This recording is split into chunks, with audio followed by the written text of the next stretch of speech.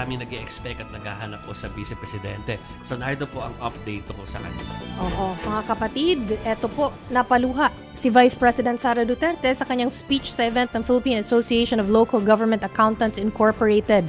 Naulila daw ang bisa sa Davao at Mindanao matapos makita ang kanyang dating makasamahan sa City Hall. Napaisip din daw siya kung ano kaya ang nangyari kung itinuloy niya ang pagiging mayor ng Davao City at hindi tumakbo bilang Vice Presidente. Pero paglilinaw niya, desidido na siyang tumakbo bilang Pangulo ng bansa.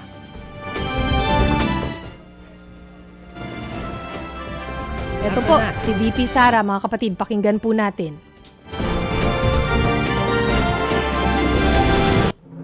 Apology ko kay nakita na ako mga kauban sa City Hall kaniadto and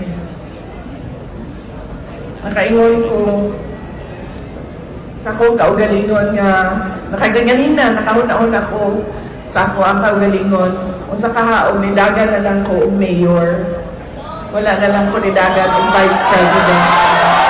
Wala naman yung nahimong rally.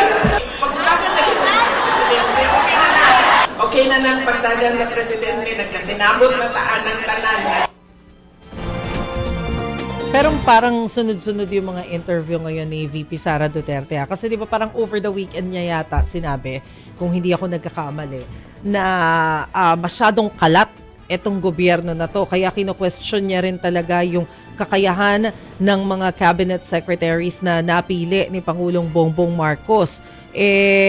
Pero may sagot agad dyan yung Malacanang kanina ha. Kasi ang sinasabi ni Yusek Claire Castro, aba, tama ka naman dyan na questionin yung mga pag-appoint doon sa ilan sa mga pinagkatiwalaan ni PBBM na humawak ng posisyon sa gobyerno. Ito po yung sinabi ni Yusek Claire Castro. Let us look who's talking. Sa totoo po yan, hindi po lahat ng sekretary na naiya talaga dahil sa tiwala ng Pangulo, sa paniniwala sa kanila, hindi pala talaga magaling. Doon pa lamang po sa mga ghost students, ghost vouchers, ghost food packs, ghost laptops, ghost school materials.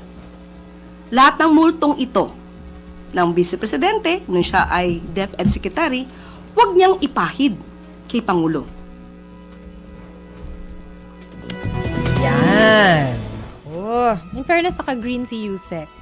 Oo. Parang nakasuot niya na yung iba't ibang kulay. Di ba nung nakaraan naka-pink siya? Oo. Tapos yung sumunod, parang beige. Pero pag tingnan mo sa TV, mukhang yellow. Yes. Ngayon, green naman. Wala palang meaning yan. Wala. Oo, yung mga suot, kailan yun, naka-pink. Ang sabi Oo. lang Oo.